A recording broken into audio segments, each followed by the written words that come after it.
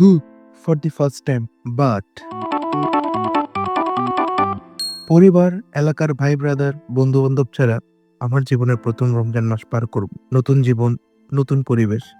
ভাই, খাপ খাওয়াতে হেব্বি চোদন খাওয়া লাগতেছে।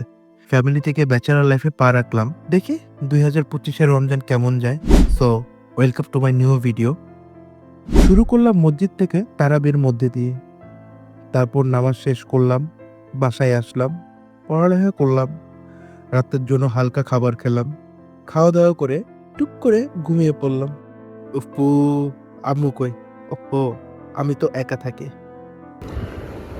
ফাইনালি 4:11 অলমোস্ট আর ১ ঘন্টার মতো আছে। যাই নামাজ কালাম পইরা একটু খাওয়া দাওয়া করি। যাই খাবারগুলো গরম করে আসি।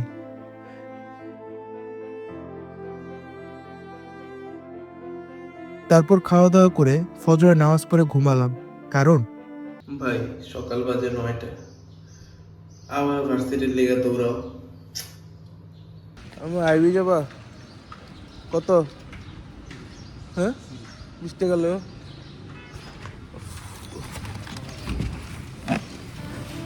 সকলে ঘুমোতে ঘুমোতে হেলতে ভার্সিটি গেলাম। সকাল সকাল দেখি কতজন ক্লাসও করতেছে। প্রচণ্ড মাথা ব্যথা নিয়ে সকালে ক্লাস করলাম। তারপর লাইব্রেরি থেকে কাজকাম করলাম। পড়ালেখার ভেতর শেষ করে তারপর একটা আয়েশের ঘুম দিলাম। তারপর বিকাল হলো, গেলাম বাসায় সবাই মিলে ইফতার করতে। কি মজা কি মজা! What the folk! এইটা কি ভাই? ফাইনালি সব ঠেলাঠেলি শেষ করে ইফতারের আইটেম কিনতে সক্ষম হলাম।